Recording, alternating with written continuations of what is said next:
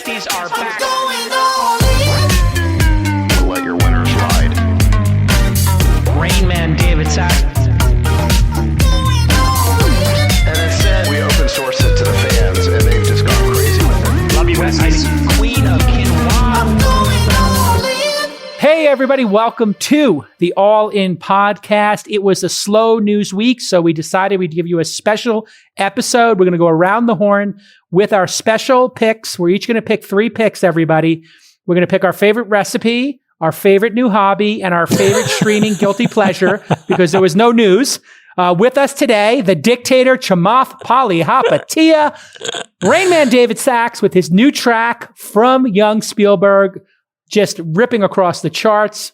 Young Spielberg at it again, this time with a track focused on the Rain Man himself, and the Queen of Quinoa, who everybody says we should upgrade to the King of Quinoa. David That's so Friedberg. sexist. Why is that an upgrade? The Queen of Quinoa is better. I don't know. People just felt I was being... I don't know how people could say that anointing him as queen would be derogatory. I think these people are not woke and they need to be canceled. Jason, here you go again, making a lot of assumptions about people's pronouns. Yeah, And, They Queen of Quinoa. I take no offense. I take no offense to your insults to me. And Yes. Today I am having the emotion of excitement, and I am ready for the conversation. Good. We got the firmware upgraded. All right. So I think we might as well start with, I don't know if you guys caught this, but there's a subreddit called WallStreetBets. And what they do on WallStreetBets is they find angles and a thesis, and then they bet on a stock. The stock they picked for the past couple of months has been GameStop. And boy, Actually, did they... Jason, hold on a second. Ram and jam. That's not true. So I had actually a guy on my team put together 2 really important documents, and I'm just going to read them because it's full of so much interesting shit. And then we can talk about... Where are these documents from? You're saying from the Wall Street Bets? No. I had a guy go in, one of my team members, one of my colleagues, and go and summarize the entire saga from the beginning. And then we can talk about the corporatist scumbags at Robinhood and how they're fucking people over. So let's do that in that order. Okay? This is why they call him the dictator. Let's Okay, start with the... read your biased and No, shut up, boring Listen. document. Go. You're an idiot because you just want to defend people because you blindly stumbled into a fucking trade that actually made a little money. Lo and behold, you actually invested in a company that literally they got on television yesterday and they fucking lied to Americans right to their face. This is a company that was insolvent because now let's just put a pin in the following data point, which I believe to be true. I know more about this than you do because I live in these markets. Okay, so I understand what it means to be putting on trades, to being short, to being gamma squeezed, to have longs, to do all of this risk management. You're an early stage investor. So I know the intricacies of this stuff and what's happening in here. This company was insolvent. They did not have the capital requirements to post the margin that was being asked of them by their partners. And so this was a platform level decision to ban and block people from trading securities. It cost individuals hundreds of millions, probably billions, maybe even tens of billions. And these motherfuckers should go to jail. Now, let me give you the timeline before we get into that. June 2019. In June of 2019, a WallStreetBets user named DeepFuckingValue began buying long-dated January 21 calls. What that means is in June of 19, this person was betting that the stock would go up by January of 2021. He spent $50,000. Which, by the way, today is worth about $25 million. By the way, Chamath, we should just highlight that there are forums where individuals that are trading stocks talk to each other and share tips and promote things to one another. That's where this was taking place. Yeah, and by the way, those forums exist in the professional organized world too, right. Amongst hedge funds. You know, I've been invited to idea dinners where we all get together and we talk about the ideas that we have, and we're all expected to do fundamental analysis. But some of those ideas are actually momentum-driven ideas. And a lot of the biggest dislocations in the market, just as a setup here, have been because of momentum-driven trading by organized capital. Okay, so we've been stuck with this for a while. So So this guy, DeepFuckingValue, posts this, and every month since, he's posted a screenshot of his position, and he's titled it GME YOLO Update. August 22nd of 2019, Michael Burry, who is this guy famous from The Big Short, who's the guy that caught the mortgage thing, he discloses a 3% position in the company, and he highlights that 90% of GameStop's 5,700 stores are free cash flow positive. That's like pretty good.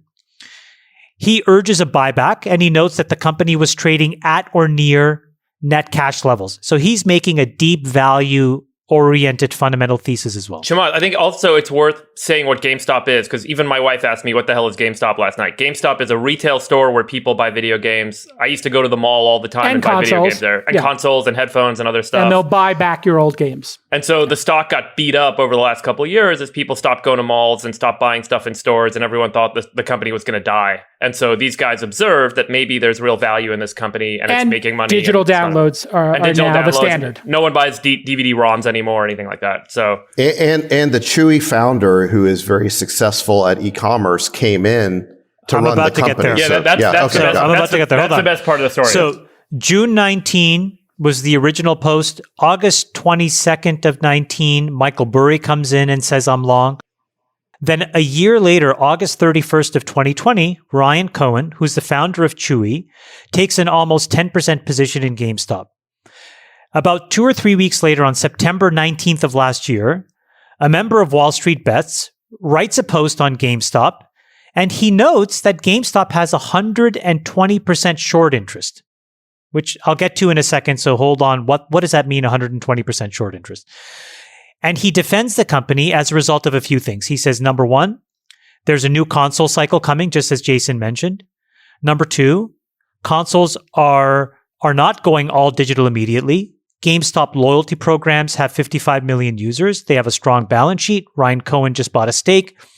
And the shorts were underwater and would be forced to cover if the stock ran up. He predicted the convergence of all these factors would lead to a big squeeze.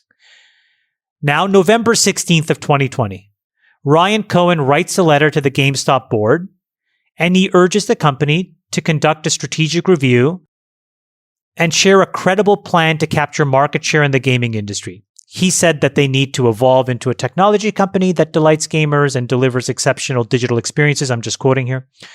Not remain a video game retailer that over-prioritizes its brick-and-mortar footprint and stumbles around the online ecosystem.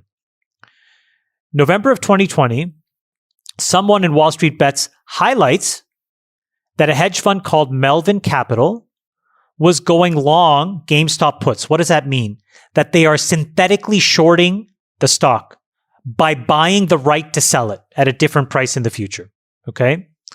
And that they had been long that position for more than 4 years. So all the way going back to 2016.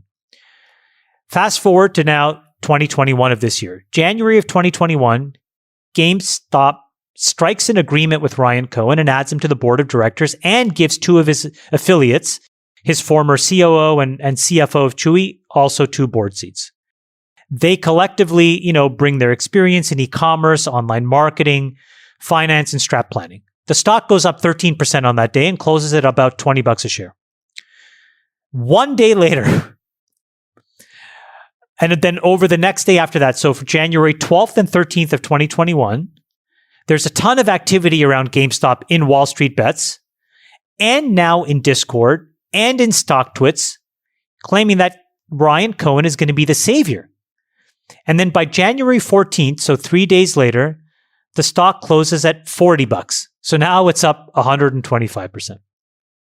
So now comes the setup, the pros versus the Joes.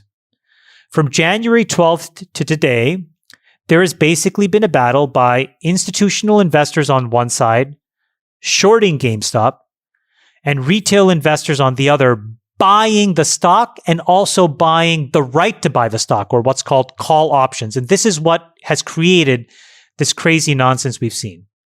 So on the institutional side, after, retail drives the stock up, the institutional guys are like, hey, wait a minute, Ryan Cohen's an idiot. This company is fucked. Fuck these guys. They have too many, cyclical and secular tailwinds. and they become so massively short that the infrastructure that's supposed to even count all the shares can't keep up. And now they are short more than the actual number of shares that actually exist. So now they're 140% short. The Joes, retail, they start to aggressively purchase all these call options. And on January 13th and 14th, this price keeps ticking up. Then a bunch of quant funds and momentum hedge funds notice all this activity, and they also participate on the long side. And then over the past 7 trading days, we have traded over $100 billion of stock in GameStop, which is well in excess of what retail can support. So here's what's crazy to realize. A bunch of value-oriented, non-computerized, non-quantitative hedge funds short. Retail notices a dislocation, initially fundamentally, but then momentum-oriented buys. Other hedge funds realize, also buy, and this is what's created this massive short squeeze. On January 19th, Citron Research, a research firm that basically tries to, find shorts in the market, announces that they were short GameStop, and they gave 5 reasons why it should go to $20. The stock was at $35.50 on January 19th. Then over the next 2 days, GameStop calls hit an all-time high, and it runs a 2-day rally of almost 70%. And this is what really starts what's called a gamma squeeze, okay, which is what we saw in the first part of this week. So January 25th, Ken Griffin, Stevie Cohen, they inject almost $3 billion into Melvin Capital, the firm that was short, $2 billion from Citadel and $750 from Stevie Cohen. Stevie Cohen had $1 billion in it from before. And then now all of a sudden, the squeeze keeps happening. And then it starts to spill over to the rest of the market. Now, all these hedge funds, these original hedge funds, they are getting called by the bank saying, hey, wait a minute, you've run over your collateral limits. You need to post more collateral. We need more money in your bank accounts. So now not only do they have to cover GameStop, they have to cover all their other shorts. So those go crazy. And they have to sell their longs. So now they're selling Facebook, Netflix, Alibaba. And so those things are going down. That accordion is what's been happening in the market in the last couple of days. And then the coup de grace is what happened on January 28th of 2021. Brokerage firms, and this is where, Jason, we should talk about this, like Robinhood and Interactive Brokers, because in fairness, it wasn't just Robinhood, prevented their users from buying GameStop and a handful of other stocks. They were only able to sell, which resulted in such a one-way pressure, it caused a 44% sell-off yesterday. Now, that's been reversed today.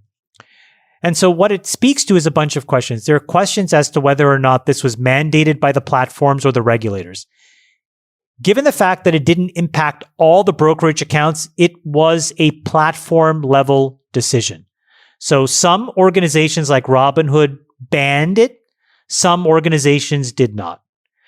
And it could be that some of these platforms that banned it is likely because, and this is where we get to the insolvency question, didn't have enough margin. And so they knew that if they opened the doors, there would be a run on the bank and there would be a run on Robinhood. And that's why they basically, I believe, had to stop allowing people to trade. And it just shows how fragile the whole system is. The last thing I'll say, and then we can talk about this, is how does Robinhood make money, which I think is also important to understand this. Robinhood makes money through a mechanism that's called payment for order flow. So they don't make money from consumers, right? What they do is they watch and monitor your orders. They create a data file about that, and they give it to these prime brokerage institutions like Citadel milliseconds before you do the trade. What that allows Citadel to do is if they see a lot of people buying, milliseconds before you buy, they can buy. And that allows them to make money. So to be clear, Citadel is responsible for 47% of all the payment for order flow volume. They paid Robinhood almost $60 million in the third quarter. Okay. Plus another, I think, $7.5 million for S&P 500 stocks and $31 million for non-S&P 500 stocks. They paid them almost $100 million in the quarter, or a $400 million run rate. So if we had to summarize all of this in a nutshell, that's what we know. We know that it started out as people debating the true fundamental value of GameStop, and it morphed into a momentum trade where a bunch of folks got dogmatic about a short, a bunch of folks got dogmatic about being long, and the longs won. And in the middle, what happened was a bunch of firms basically decided at some point to gate the ability for people to transact in all of this, which I think caused a lot of economic disruption. And that was because they didn't have the margin requirements. And I think it's because they were insolvent, i.e. Robinhood. Jason, over to you. Okay. I think we probably agree on a lot of things here. Thank you for the concise overview. We agree that WallStreetBets and retail investors are incredibly powerful now. And we agree that that's a good thing. We also probably agree that there are shenanigans going on with shorting of stocks, i.e. 120% or 130% short. And we agree, I think, that some of these hedge funds do manipulate the markets with these. We all also agree that it's unfortunate that in order to stay solvent, Robinhood, apparently, if this is the information, we don't have complete information right now. So the thing I do think that you're being tremendously unfair about, and I'll try not to make it personal, Chamath, is that you've been uncouth and you're attacking people with partial information. I'll let you respond to that in a minute. And I think we agree that Robinhood is responsible. Robinhood is responsible for this revolution in retail trading. They created the platform and they created the innovation that got millennials to en masse embrace trading stocks. How did they do it? They figured out a clever innovation of how to make it free and friction-free. They did that because they did this selling of the data and the order flow. Okay, we can debate whether that is fair or not. But Facebook did the same thing. They created a data business. They provided amazing products and services that you yourself built for 5 years and made $1 billion off of in order to make it free for consumers. Now, there are unintended consequences of any company at scale, whether it's Uber, Robinhood, Tesla, etc. And they will all have to weather these storms. And I think that there are pieces of information that you do not have, Chamath. And for you to say that they're criminal and for you to say they're scumbags and to act this way is, I think, unprofessional and does you a disservice and does your argument a disservice. And you did this as well with Uber, another one of my investments. And that company weathered the storm and they've done great things in the world. And I'm very proud of that investment. No. And I will be very proud of what I believe that Uber fired Robinhood their will do. CEO and they brought in Dara who cleaned it up. Oh, agreed. But they got there. And so I let's believe see what happens. So what do you know that I don't know? Well, I haven't talked to Vlad.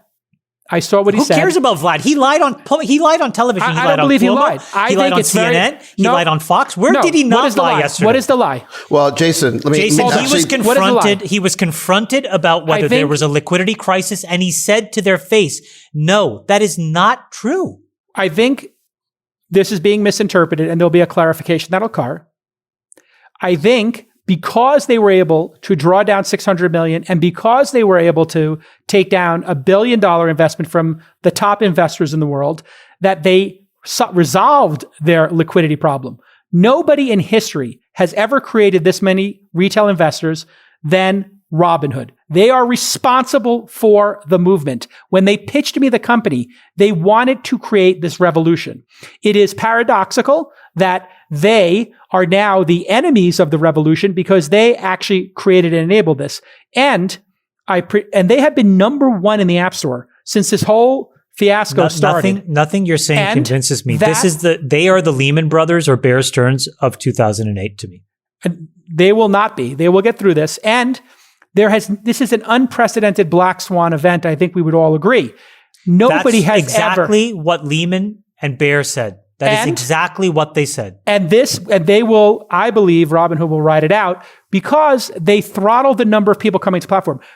Las Vegas is not designed for everybody in America to come to Las Vegas in the same weekend. That's what's happened. Will you admit that the tens of millions of people that had their hard-earned money inside of Robinhood was prevented from participating in trades that could have been executed other places because of an arbitrary decision by Robinhood that they had at a minimum? It wasn't arbitrary. They had to stay insolvent. How is that Jason, an arbitrary decision? Do you think they wanted to make that decision? Jason, that's me telling you that they were insolvent. That's not them saying it. This is what I'm saying right now. The communication was not perfect. I'll agree. The communication was not perfect. They should have just said, we had no choice but to stop this or we would have been insolvent. We cannot take this many trades. Is that what we call lies when people's money gets fucked over? Just it's inconvenient. Let me just say one thing. I'm going to interject your vigorous debate. The important thing I think to note is Robinhood makes money effectively, as Chamath pointed out, through arbitrage of pricing in the markets and by providing leverage to their clients. So the clients can trade beyond their means. I used to be an investor in a Forex trading company. It was the largest Forex trading platform in the world for retail investors. And 60% of those accounts went bankrupt over time. So there was a lifetime value on an account because the customer would come in, they'd trade foreign exchange rates up and down. They would ultimately just get burnt up and that was it. Robinhood makes money when the market is non-volatile, when there isn't a lot of swings. Suddenly, when there is a swing, and that's how they're able to provide their free pricing to people, they're making a spread. But suddenly, when there is a swing and the spreads start to widen, they are actually exposed to losing money. So, Jason, it's true what Chamath is saying. Like, they did face a liquidity crisis to some extent. That's why they had to draw down additional equity capital. Yeah. But it was a function of their business model, right? Their business model provides great benefit and value in some extent during good times, but when times get bad, it's like, oh shit, things are at risk. And that's very similar to kind of the Lehman and I don't disagree. model. I don't disagree. I think this is an unprecedented situation with the number of participants. It reminds me of surge pricing with Uber during snowstorms. And that also was an unintended thing that, who knew that it would go up to $400 to take a ride? And that's something that companies will be faced with, and they will have to then adjust and then make it work. And I think, in the case of Robinhood, they should have just came up on Wednesday and said, we can't take any more orders. We can't take any more new customers. We're pausing signups. You'll be on a wait list because we will be insolvent if you guys make any more trades. And that would have, I don't know if you believe that would have. I agree with that. Okay. So Jason, let me just explain the mechanic. Communication from a rookie It's founder. not, Jason, it's beyond poor communication. People were blocked out of their accounts. Like there was hundreds of incalculable amounts of economic loss. I don't know if that's going to wind up being true because all these trades are occurring now and the stock is a rocket ship. Who's to say that? No. Jason. And aren't the shorts all covered by now? That's what they've been saying on CNBC. No. There are still people. How do you know how many people are short right now and how many shares? Because it's the primes put the data together and they send it to us. Do you have it handy? Because I've been looking for it online and they said 10 times the number of shares short have traded hands in the last 10 days or 5 days. Jason, I don't have it literally in front of me, but I could get it in the next hour. Yeah, just text one of your people. You got all these researchers there. Go ahead, Zach. Okay, look, I'm going to try and thread the needle here. I think JCal is right that we shouldn't impugn people's motives without having all the information. And furthermore, building these rapidly scaling startups is really tough, and it could have just been, a function of not knowing how to deal with unprecedented growing pains. So I don't want to be too judgmental. Can I just stop you there? Hold on. Yeah. No, well, but that's not. No, but David, that's not. But you guys are not being accurate. They have known for years, how this business worked. When somebody buys a call option, they are legally obligated. When they send that order through, they have to post margin on behalf of that person. So they saw this building. This happened in March of 2020. They went through this liquidity crisis. They've had to draw credit lines before. They saw it building in the system. So this was nothing except negligence.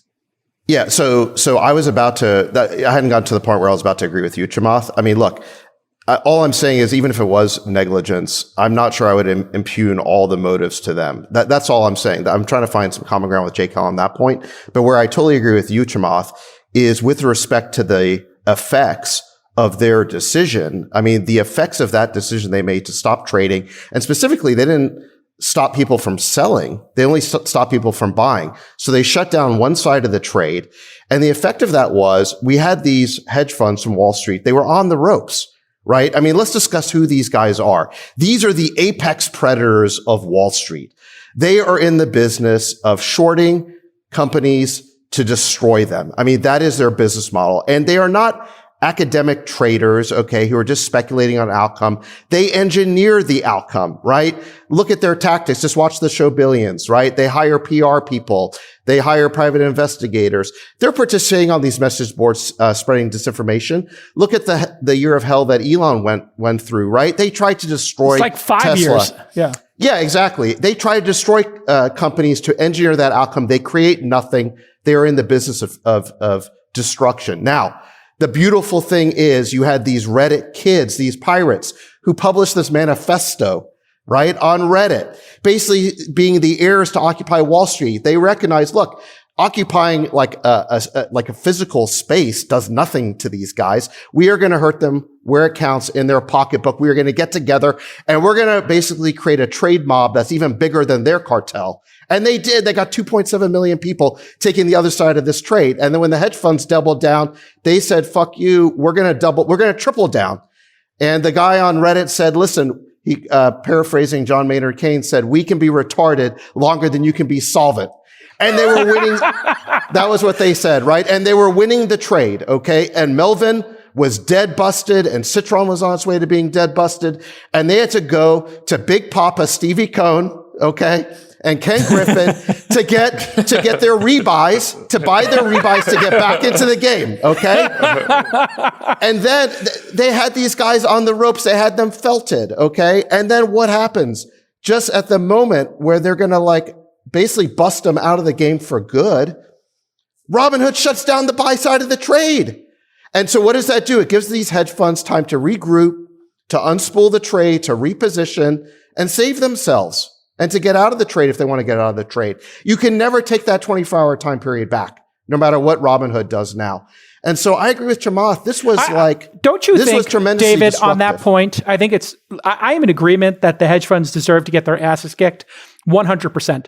I also, as I said, we don't have complete information of why, Robinhood had to pause trading and the other platforms. And it was like 5 platforms, by the way, that had to stop or else they would be insolvent, because nothing like this has ever happened before. This is a run that nobody's ever seen. And now we're back in the game. And don't you think all this attention then drives more people to buy GameStop, which is what's happening today? And that they're still going to get crushed because they're still going to have to cover. I mean, I don't like I said, look, where I agree with you is I think the consequences of this decision by Robinhood they were really bad, right? I mean, we finally had these shorts on the ropes where they deserve to be. Finally, they're getting a taste of their own medicine. Yes. And it was really bad to pull the plug on they wish they didn't have to, I'm sure. Okay, exactly. And I don't know what went into that decision, but here's the thing that I think kind of stinks about it is the point that Chamath is making about who is doing the trade execution for Robinhood. Those trades are flowing to Citadel. Well, that's part of it. That's part of it, but 47%. But who is now on the short side of the trade? Citadel went in and bailed out Melvin and Citron. And so they're on both sides of this trade. Now, how does that make sense? Well, Citadel, but I mean, what I would like to know specifically, okay, is did anybody from Citadel reach out and touch Robinhood? Did anybody at Citadel put in the fix and saying to Robinhood, of course, that's a valid question. Valid question. We're gonna cut you off, unless you freeze out the buy side. Now, look, 99% chance that didn't happen. I don't know, but that is a legitimate question. We need to know the answer to that. Can I just tell you the question is important, but the way that you phrase it is you call them and you basically say, listen, you need to post $500 million of margin. Why? Oh, well, these trades, we're going to arbitrarily change the margin requirements. Okay. Oh, hey, you need to post. So then what they did was they pulled all the credit lines. Okay. They post margin. Trades are still happening like crazy, right? All these people are buying GameStop calls. They have to go because look, when you buy a call, when you as a user, when David Friedberg, Quinoa buys a call, Robinhood becomes synthetically shorted, right? Robinhood doesn't have the share to sell you, but it's giving it to you. So they're technically short. They got to go buy it. Okay. So this is what creates this dynamic where Robinhood knew. They knew every second of every moment what was happening and more importantly, what could happen. At a minimum, it's negligence, and at a maximum, it's the fix. Well, it was fine to do it before the market started to swing volatile, right? And so when the market wasn't high volume and when it wasn't volatile, it didn't matter because they had appropriate levels of surplus capital or statutory capital or whatever the definition is in this market to be able to cover the quote unquote VAR or the value at risk of their portfolio of their customers' worst case outcome. But as soon as that spiked, as soon as the VAR spiked, they had to go get more capital. And so what do you do if you're the manager of Robinhood in that situation where your clients who've been making you a bunch of money by trading stocks over the last couple of years, suddenly they all get themselves in a bind where the VAR on the portfolio is more than the cash Robinhood has to clear, assuming all these people go bankrupt. That's where Robinhood had to scramble. And so in that circumstance, they drew down debt and they had to go get $1 billion of equity. But if you guys were running that business, and I'm not speaking for Robinhood's, I'm not making the case for Robinhood, but what would you guys have done in that circumstance? You know, suddenly all your, and by the way, I'm saying they created the problem for themselves because they allowed people to trade on margin with low account balances and volatile stocks prior to this. It got away from them in this week. You cannot run a business like that and be selective and arbitrary. You can't say some stocks on certain days, some stocks on other days, some options over here, some puts over there. That means you're a fucking moron. And but what do you do on Tuesday business. Or Wednesday when all of a sudden your it's exposure... not Tuesday or Wednesday. If you were a reasonable manager of a business like this conversation would have been happening at a board meeting quarters ago. Hold on a second. Let me finish, please. Okay. It needs to happen quarters ago. And in quarters ago, what they would have said is, hey guys, we've run some scenario analyses. We've done some sensitivity analyses. Here's what happens if all of these things can go against us. That's a typical stress test that a bank has to do, right? When you're a structurally important bank, you have legislation that forces you to be under these conditions where you have to make sure that you can understand some of these scenarios. And then you have to have... Same with any trading entity or insurance company, they all have to have that analysis of what's the worst case scenario and how do you plan for it. And you have to, and by the way, coming out of 2008, we actually legislated that we needed to have these 2 and 3 sigma, event scenario planning, and you needed to have proper credit. So here's what happened really. Number one, it was under-equitized. Right. At a minimum, the business was massively under-equitized. Relative to what they were letting their customers do. Exactly. Right? And that's really important because the point is they let people trade with high margin and they let people trade in volatile stocks. And it was working until the volatility. Not just stocks, but options. Which is what creates the real spin up. The feedback loop that blows this whole thing up. And then number two is they don't know what they're doing. I think one thing that's really important, I just want to say this. We should stop pretending that trading in stocks is investing in businesses. And this is something we've said for a long time on Wall Street, but stocks, shorting, margin, and derivatives, those 4 things no longer look like what the capital markets were originally set up for, which was to help capitalize businesses and allow people to exit their investment and helping to capitalize that business to another investor that wants to come along. It has effectively become a synthetic casino or a synthetic gambling model that lets people trade things up and down. And this has been the mainstay of Wall Street for the last couple of decades. And as you pointed out, Sachs, it really is a leech on the system because the amount of money that trading firms and traders and hedge funds make doing this ultimately is taking away from capital that could be invested in actual businesses that could drive job growth, drive economic prosperity, drive innovation. And the volatility that I think we've seen is the ultimate feedback loop that emerges from when you allow a casino to operate that sits under the guise of being business capital and investing in businesses. It's not. I'll give you guys a statistic. I downloaded the data from CBOE that analyzes how much volume was traded across all the equity markets last year in the US. Stocks traded a total volume last year. You guys ready for this? $121 trillion of notional across 2.7 trillion trades. Do you think that $121 trillion of notional equity value trading provided capital to businesses anywhere close to 1% of that total amount of trading volume? It really is a synthetic instrument that allows people to participate in, I bet that something is going to go up and I bet that something is going to go down with other people of a similar ilk. And one person makes money and one person loses money. And at the end of the day, the underlying business entity doesn't benefit whatsoever. And you see it when shorts go against businesses, like happened with Elon and Tesla.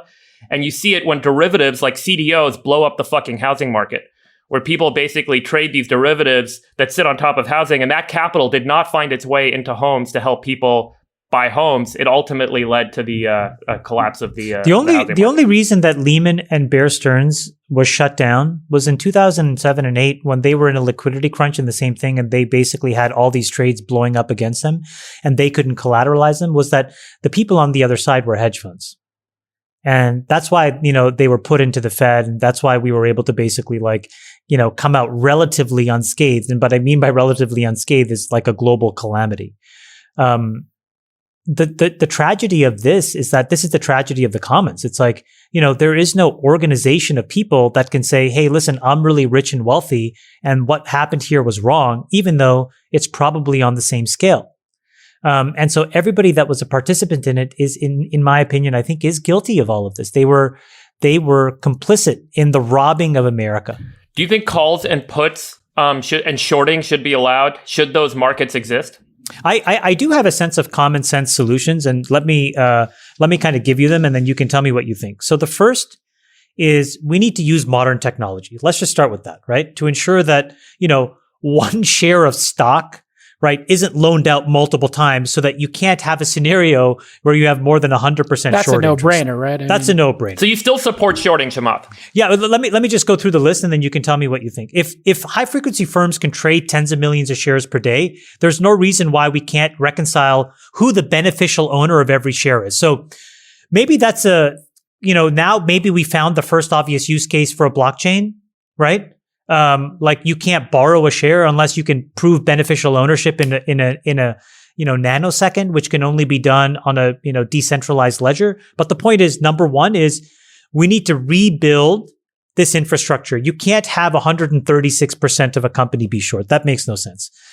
The second, what we've learned is that, again, it's like, are we going to basically have these blowups every 10 years before we actually address the elephant in the room, which is leverage?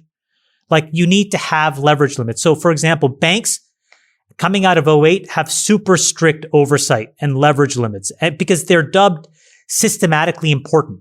We don't do that for hedge funds, and I think we need to. And I think that we need to have the ability to realize that these guys can cause systemic risk, right? So, just on this example, I don't know if you guys have ever heard about long-term capital management, LTCM. This guy, John Merriweather. The Asian currency crisis, the whole thing collapsed. There's a good book on it. Well, so it's funny, but if you guys think this is the second financial calamity, it's not.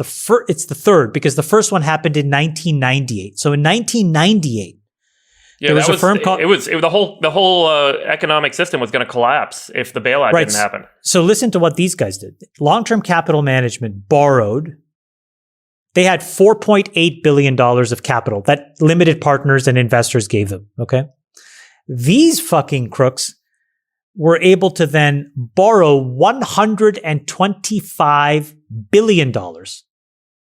$125 billion on the $4.8 billion of notional. So they were able to lever themselves up 26 times. By the way, synthetic margin, right? No actual capital was allocated to these to this transaction set. It was all synthetic. Like no money moved accounts when these trades happened. So it was literally just writing stuff against debt that couldn't have existed. Yeah. So they built 60,000 trading positions, and those individual positions represented again 1.4 trillion US dollars. Right.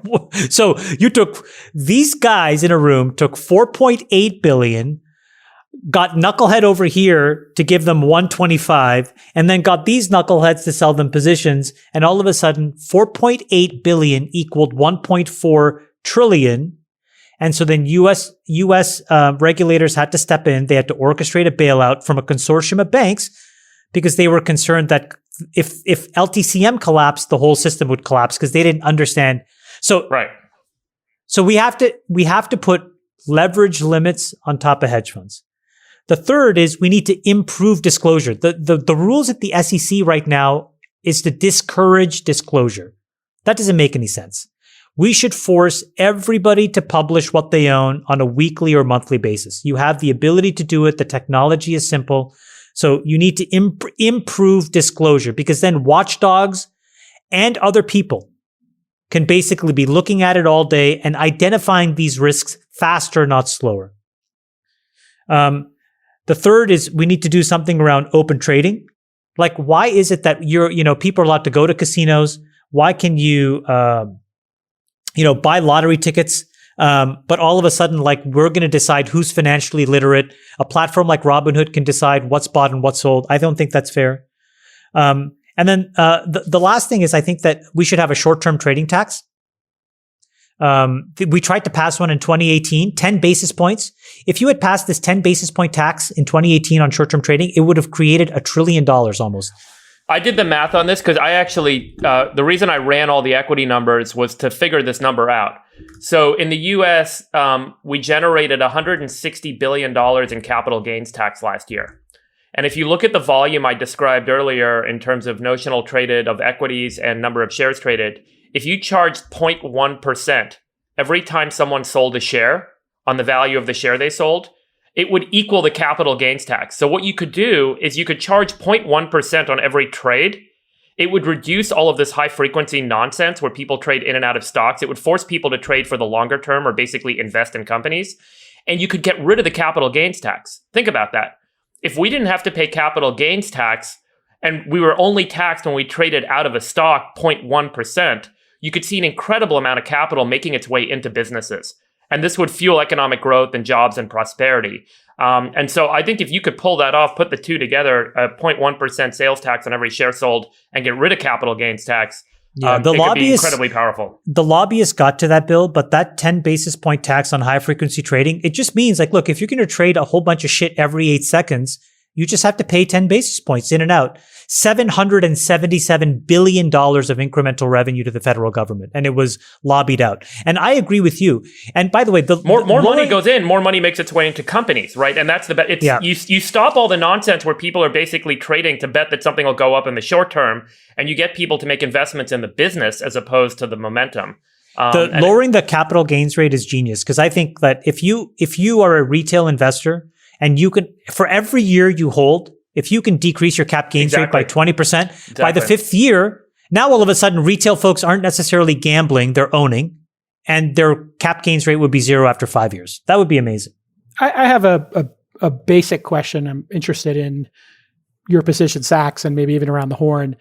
What happens to if the short positions get covered, which they're going to be at some point in GameStop, I would think, or some large amount of it, when the short squeeze is off, what happens to the people who are buying in, to the meme stock as a retail investor, let's say over the next 10 days?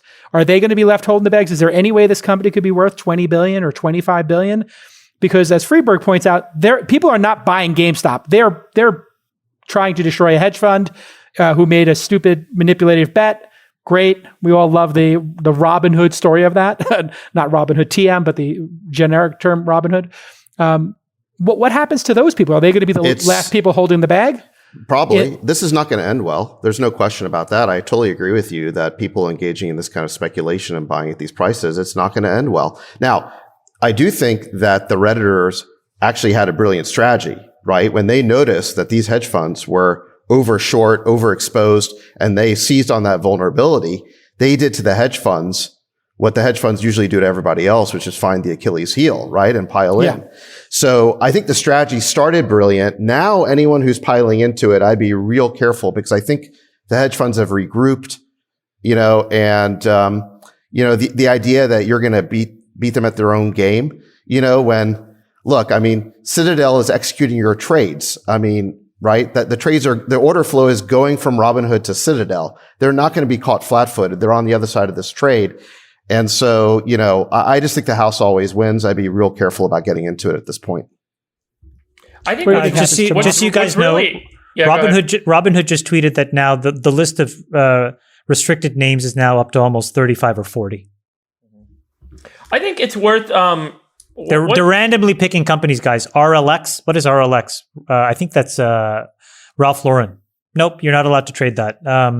SNDL. I don't know what that is, but you can only buy 10 shares. Would a better solution, Chamath, be for them if they can't handle this and they have the risk of ruin to just say, we're not adding any more accounts until we can digest all this and raise enough capital to float all this?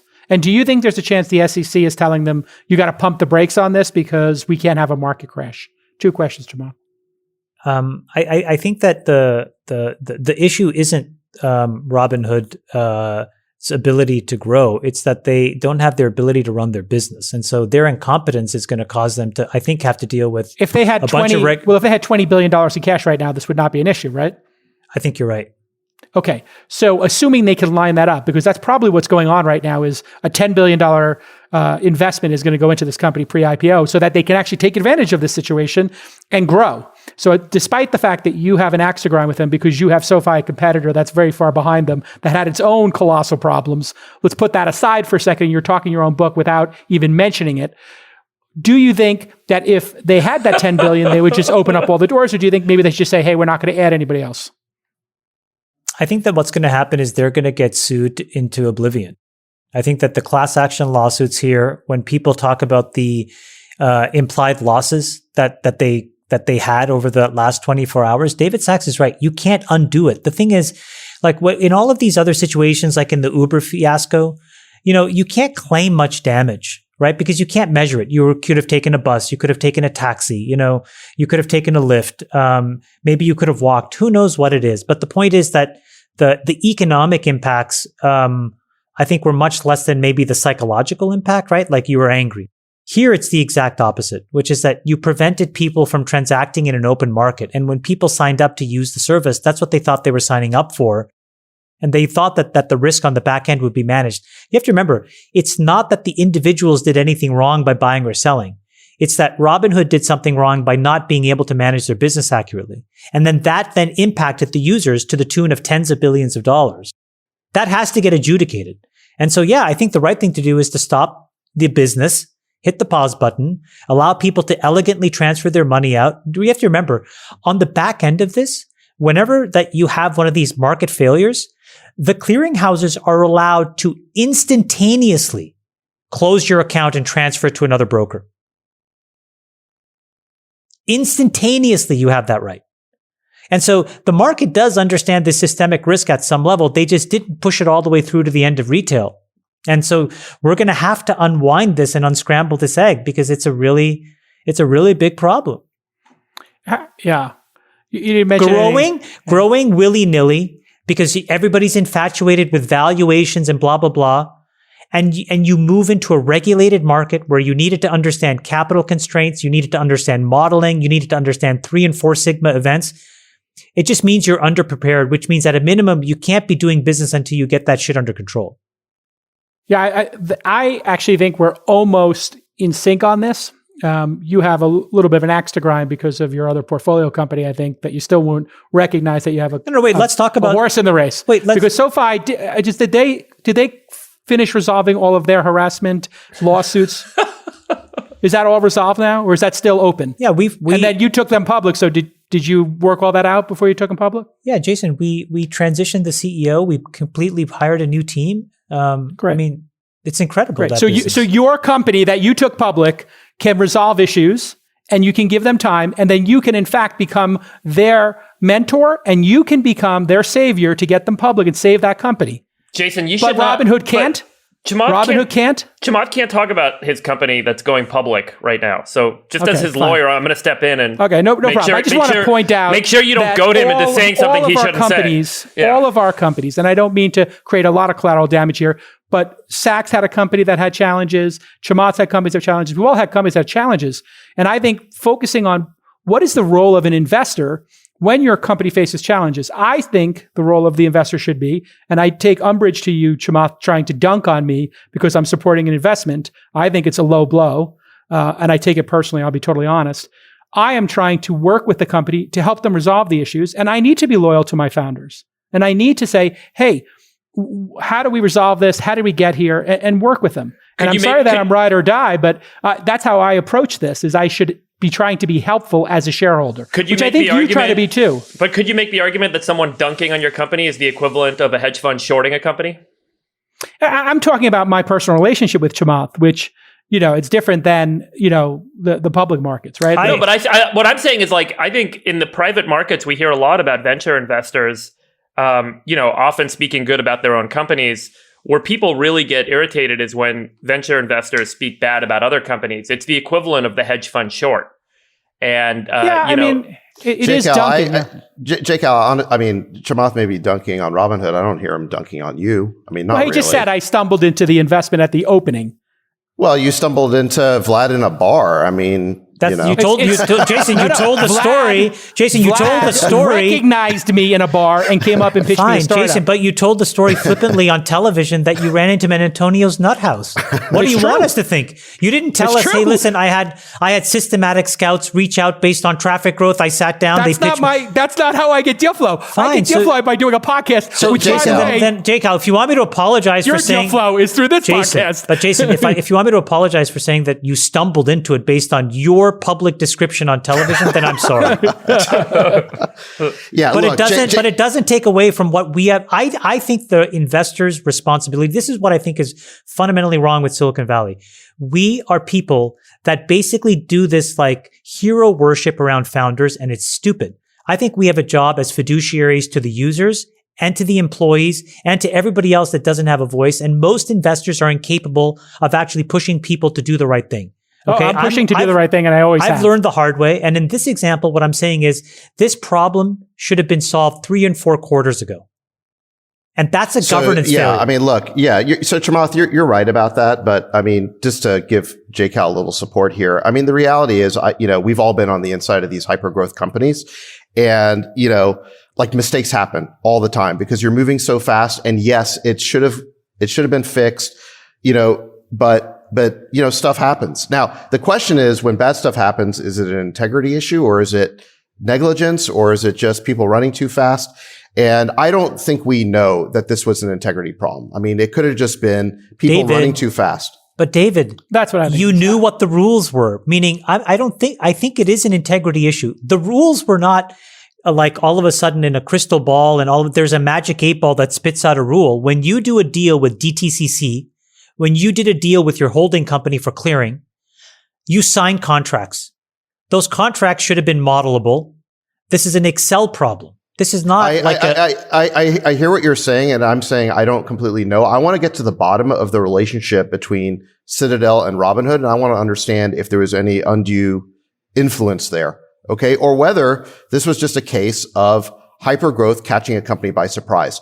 I'm not defending them. I'm just saying I don't know, and therefore I think it's a little bit premature to be talking about giving this company the death penalty. And I also don't think, is there even a possibility that this has ever happened in the history of the stock market or the modern stock market? That 10 million hold on, I didn't even say what it is. 10 million new retail investors came into a stock, or millions of them a day, and that the stock traded 10 times. I don't think that we've ever had social media collide with finance like this. And it's very reminiscent of our discussions with democracy and journalism, censorship, by the way, and politics. We're having weird behaviors because of virality. And I think that seems to be the common theme. This is the most important learning from this experience. Forget about the fiduciary and the governance responsibility of these companies. Whether they were good or bad will be resolved over the next couple of weeks and months, I'm sure, as more information comes to light. But what's super interesting about what happened this week, and I think is the most impactful societally over time, is that we're seeing this phenomena where individuals in aggregate can believe something to be true and make it true. And we saw this with Tesla. And I don't think Tesla got this level of notoriety because it was such a longer play out cycle. But Elon, was not hitting numbers that people thought he was going to hit, margins, production volume, etc. People were shorting the stock, but enough people believed in the story that Elon told about what he wanted the future to look like, that they bought the stock, and that gave him the ability to do shelf offerings, raise additional capital, and ultimately build the business and make it manifest in reality that he said would happen. And the same is true of Bitcoin. And the same is true of Trump. And the same is true of storming the Capitol. In all of these cases, there was a belief in something, and there was an aggregation of individuals using social media as a mechanism for sharing and talking and engaging and creating a collective outcome that wouldn't have happened through a centralized system or a centralized process and wouldn't have happened in the traditional way where history defines the future. And I think that is what's so powerful about what's happening right now. And we're seeing it in financial markets, but we're also seeing it play out in politics, and we're seeing it play out in the real world in a remarkable way. And it goes back to this notion that like a stock is worth the underlying value of the company. And that's not true. People can dream a stock to be anything, as they did with Tesla. At the time that people were buying Tesla stock, the historical performance of that business was not what hedge funds considered to be a profitable, good business. It shouldn't be worth anything. But the belief in what it could be is what drove the value of that stock. And ultimately, that value enabled that business to become true. And it's amazing to see it happening. And I think the counter, which is really what makes this so striking, is the centralized institutions that are trying to block this from happening. And the shutting down of Parler and the shutting down of Robinhood trading are equivalent, from my point of view, or at least equivalent, I think will be perceived to be equivalent broadly, which is if a group of people get together and try and use an online service to make a change in the world by sharing and talking with one another and communicating a belief, a collective belief, and that gets yanked away from them, the institution that has the ability to yank it away from them is evil, and it will force people to decentralize, and it will enable new ways of trading, new ways of communicating, new ways of building. And that's the profound change that I think this decade is going to realize, and we're just seeing it start now. I agree that Parler or WallStreetBets is Parler 2.0, right? And what happened? As soon as WallStreetBets started, which is the Reddit kids, they started threatening and they wounded these powerful insiders, these rich, hedge fund magnates. What happened? They started getting banned off of Discord. They got Discord as a tech company to kick them off. How did that happen? They've been talking on there for months, and all of a sudden, just magically, right at the critical moment where they're also not allowed to trade, their free speech gets cut off. That was deliberate. And I'll tell you how it happens. Is I guarantee you what these hedge funds did is they went through the Discord room and they screenshotted, any post that they could plausibly characterize as, hate speech or what have you.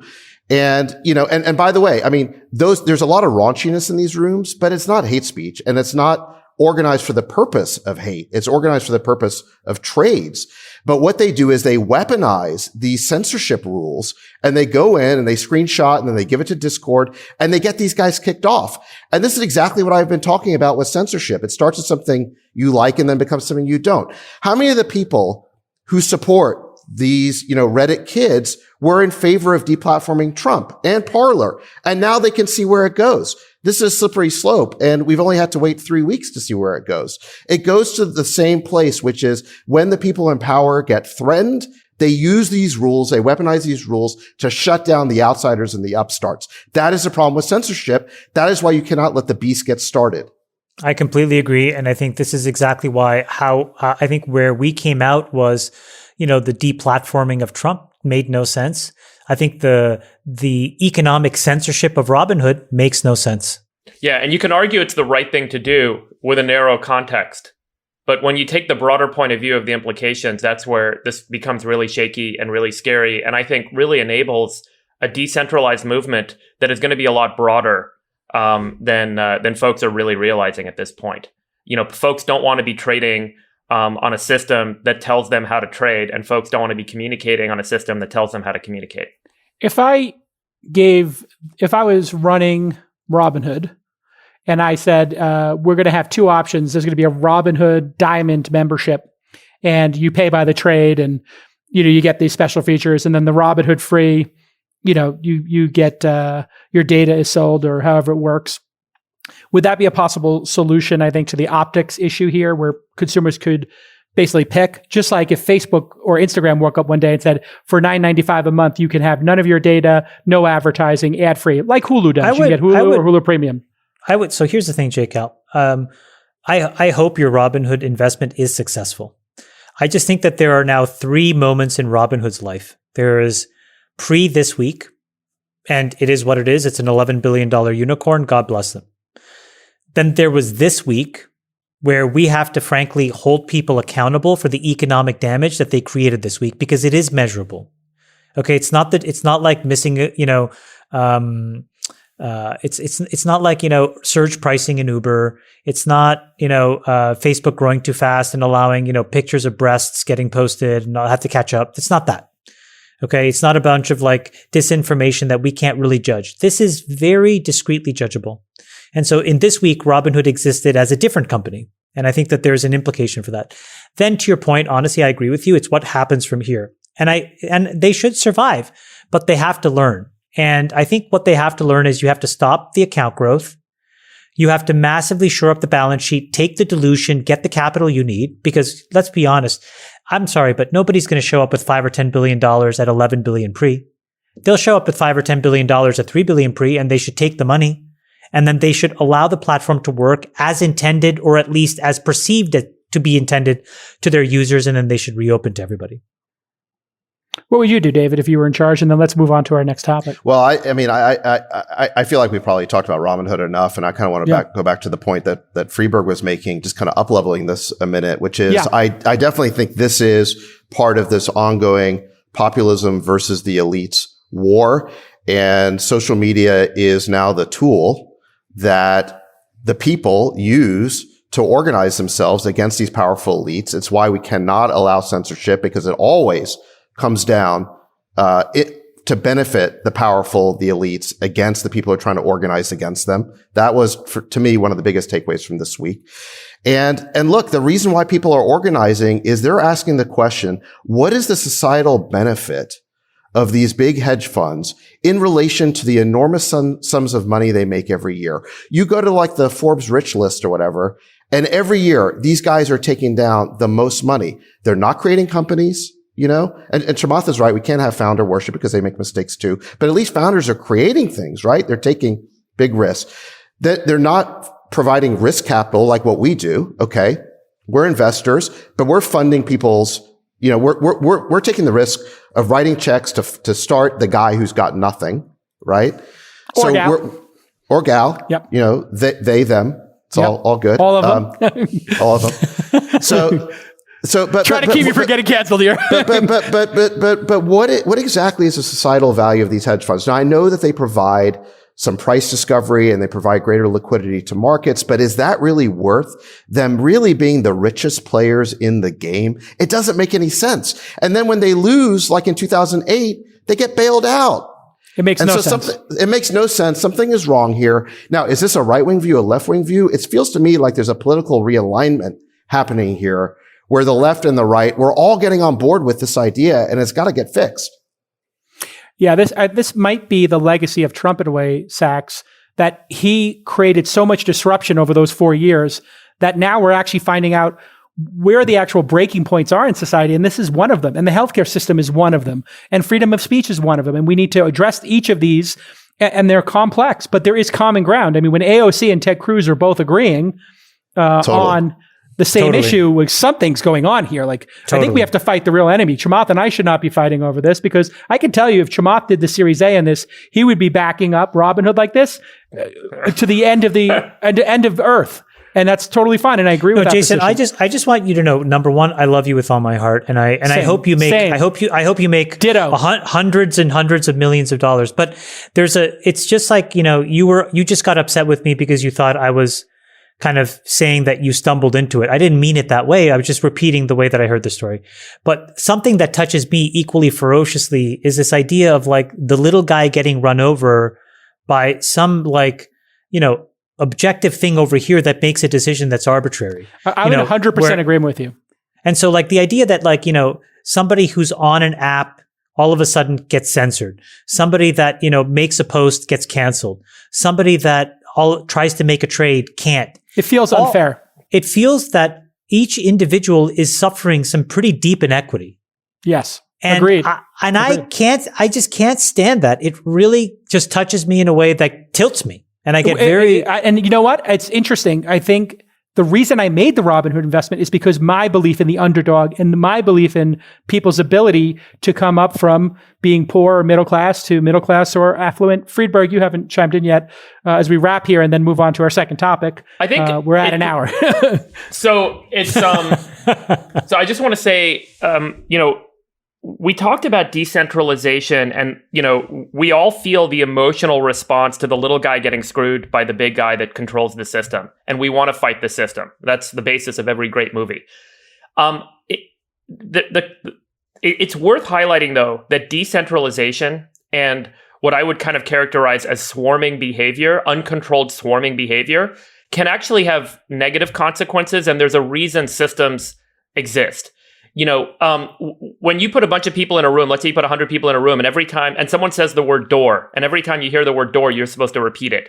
Within 30 seconds, the entire room will be like deafening with everyone screaming door, door, door, door, and suddenly everyone will be screaming it. That's a feedback loop that occurs in an uncontrolled social system.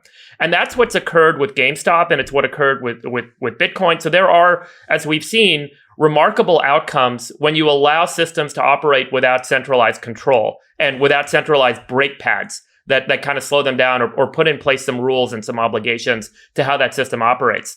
The problem with decentralization and this swarming approach to resolution, where lots of people basically work together individually, is you end up with things like cancel culture, where before a judge and jury determines whether or not someone did something wrong, the community decides that person should be punished and shuts them down in the real world, and their career and their life is ended and ruined. And we saw the same with the Capitol riots. People basically died because of the swarm that occurred, where this idea that there was fraud in the election became an echoing, deafening noise for these people, and they swarmed and killed people. And the system by which you can actually have vigorous debate, and the system by which you can actually have controls and processes and judges and juries and trials, is what needs to be improved for this to work. Otherwise, people will go to decentralization, and you will have a Lord of the Flies moment that engulfs civil society, because the tools are there today. And so centralized systems can work, but they have to adapt and adapt quickly to be fair and to enable and to not discriminate. Otherwise, we're going to see Lord of the Flies, and we're going to see decentralization being the solution to getting out of the system that's inhibiting us. And we're going to end up having really fucking ugly outcomes. There's a psychological term for what you're describing. It's the diffusion of responsibility, and also known as mob behavior. When a group of people collectively do something, their individual morality can evaporate. And the larger the group and the more intense the behavior, the less responsibility each person takes for it. So 5 people on the steps of the Capitol, one person breaks a window, maybe somebody breaks it. But once you have 500 or 5,000 and one person breaks a window, now you got a much higher percentage of people start breaking windows. And that's when tragedies happen. Of course, World War II was the diffusion of responsibility with the Nazis. Completely agree. You're totally right. Yeah. You're totally just one quick point, and then we can just move on. Yeah. So I think these like viral tools, these social networks, they enable 2 things. They enable mobs, but they also enable movements. I think the mobs are bad and the movements are good, or they can be good depending on what their manifesto and what their mission is. And so I think we want to enable the movements, but we want to be really careful about the mobs. And, one of the things that's kind of disturbing about Twitter is I generally find that like the tweets that seem to go the most viral are the ones that are full of rage and anger, and the ones that are trying to make more nuanced points just kind of get lost. And so there is something a little bit disturbing about the mob behavior, but the movement, the enabling of these new movements, I think is really powerful. And that's what WallStreetBets was, at least in the early stage. And they did not deserve to get shut down like that.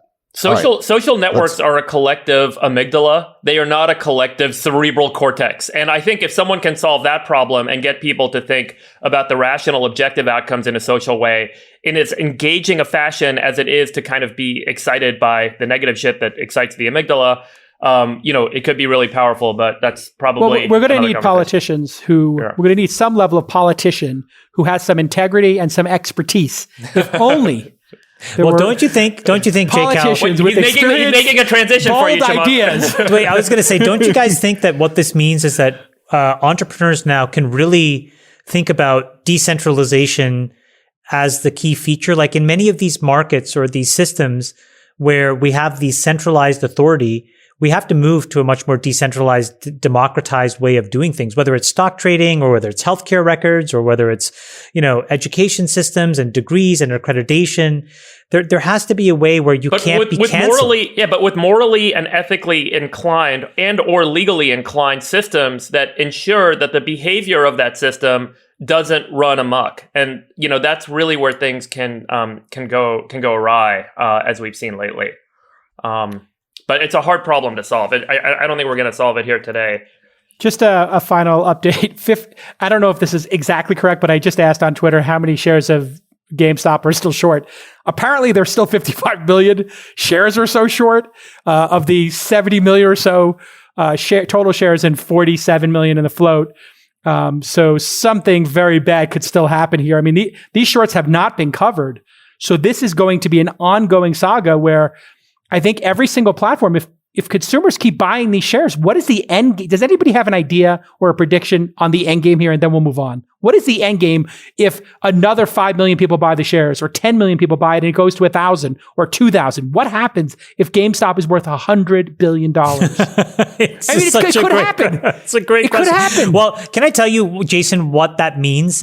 There's a great article in The Information, which Sam Lessin wrote. I don't know if you guys read it, but it basically said, why did Tesla win? Now, this is not accurate, but I think his framing is relatively accurate, which is people were buying Elon like they would buy a trading card. That's right. And Tesla is a manifestation of Elon. That's right. And it actually is so visually, it makes a ton of sense to me. Like, then I think, why have like Richard Branson's businesses worked, or why is the Jordan brand work, or Chamath? All the, at a smaller level. Yeah, at a smaller level. Because we're brands and we have these values and people can imbue their collective decision-making and support to the person versus the institution. It's a belief. It's a belief in what that person represents too. I can, why did MBS buy that friggin' painting that wasn't even a Leonardo painting for $1 billion? There was some belief there. Is it really worth $1 billion? It doesn't matter. At the end of the day, most assets are purchased under the premise that I believe the price will be higher tomorrow than it is today. And if we all believe that, then we will all buy it today, and we will all find more people buying it tomorrow. That's what Bitcoin is. Do we all agree, though, that GameStop is not Tesla? I don't agree with your premise. I don't think that stocks necessarily need to be reflective of the underlying business. And that's but no, just think about it. That's what's so shocking about this week, because we've all been taught in these friggin' economics books and these financial analysis books, the stock is worth X dollars, discounted cash flow. What company has ever paid out dividends that equal the amount that you paid to buy the friggin' stock unless you lived in 1926? It hasn't happened. So everything we've been taught about DCFs and future cash flows and everything is nonsense. At the end of the day, every stock trades based on the assumption that someone will pay more for it than I am paying for it today. That is it. That is entirely what a stock is. And so if everyone's belief is completely uncoupled from the underlying asset that stock is meant to represent, it doesn't friggin' matter. And it highlights what's really going on. Trading stocks is not investing in businesses. And Can I say something else on top of this? Jason, what was the name of remember when we were talking about censorship, what was the name of the left podcast that got canceled on Twitter? Red Scare. Red Scare. Red Scare. Is GameStop Red Scare or at the real Donald Trump? And my point is, who the hell are we to decide? Right.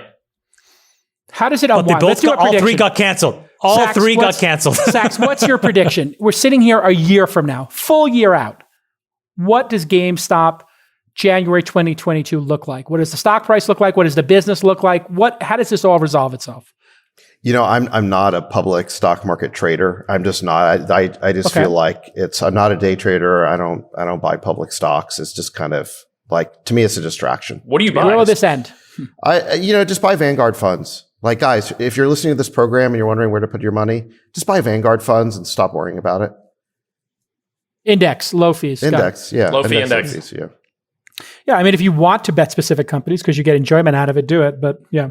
Okay, so nobody has any idea what happens if it hits 100 billion or how this ends. So I think that's illustrative of my point, is that for somewhat intelligent people who have some degree of expertise in this area, we have no idea how this ends. But this is a the point. black swan of black swans. But this is the point. It is a collective Ouija board moment. Everyone's got their hand on the Ouija board, and they're going to craft the sentence. Any one of us individually cannot predict what a collective group of 3 million plus people are going to do. And we try and struggle and think about the underlying value of a business, which is what these hedge funds have done historically. But at the end of the day, this thing is going to be worth what the market tells you it's worth. And what the market chooses to do, we wouldn't know because we are not the collective 3 million. Jason, let me so look, Jason, there's two questions, right? There's always this question of like, what should the price be? And then who gets to decide? And look, do I personally think GameStop is overvalued? Yes, of course. I think it's going to end very badly. But the question is who gets to decide? And is the game going to be rigged by powerful insiders against outsiders? It's just like the same question with Parler, okay? Which is it's not about which. Look, we can say that there's certain views that are bad, okay? But the question is who gets the power to decide that? And that's the thing we have to ask is that second order question of who has the power to decide. Is there any outcome? Amazon got to decide and Robinhood got to decide. And the victims were Parler and GameStop.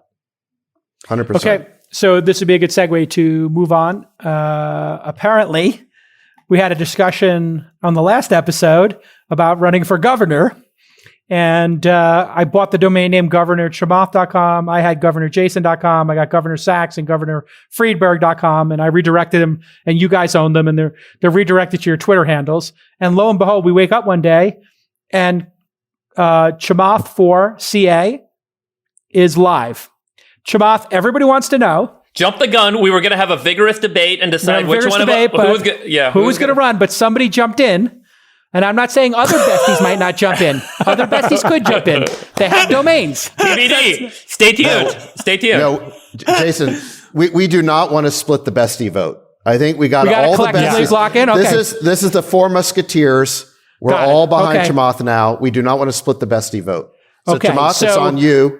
Tell us what's going to happen now. What's going to happen? Is this where we cut the podcast, right? Yes, we are going to do an emergency pod and talk about exactly that. So if folks want to know, they're going to have to tune in midweek. But midweek, we have to do another pod? Emergency pod. Well, let's talk about the website emergency you put pod up. coming up. We'll wrap on this, the website. You put out a platform. What's the reaction been? And has the reaction been positive enough to make you want to three guys. Midweek. No, I want to be very clear. Midweek. But I'll just tell the quick story is 3 young people, these 3 amazing guys they built it, and I just retweeted it. I can say that tens of thousands of people have signed up for updates. I know that much. All these 3 guys, though, if I can tell a shout out to these guys, Rahul, Samir, and Aman. All these 3 guys, they don't live in California. 2 did, but had to leave. 1 wants to move, but can't because he can't afford it. And it's just such a microcosm of like how beautiful California as a place is, and just what people think about when they think about this state is just it's so lovely. So for another time. But anyway, shout out to those guys for building the website. Thank you. So essentially, the entire market has now been driven by a group of the All-In Army built a website. You retweeted it. And that's what this is all about. So there has been no paperwork filed. There is no action committee. However, it has traction. So it makes one wonder. And, there may be a shadow cabinet meeting. Maybe not. A shadow cabinet meeting. There may be a shadow cabinet meeting happening. What is the chances? Well, I think Chamath, by publishing that website, just went down the escalator. Wow! It was the golden escalator? Golden escalator moment. He's gone down the escalator, and who knows what could happen now. I'll tell you this. I went on, I'll do a plug. I went on Bloomberg. Amazing hit. It's on YouTube. We can put the link in the show notes. Yeah. Put the link in the show notes, Nick. People need to watch that. I went through all the ways in which California is hurting. Newsom hasn't done a very good job, and I made my case for Chamath. So that's a prelude to what we'll talk about on the next pod.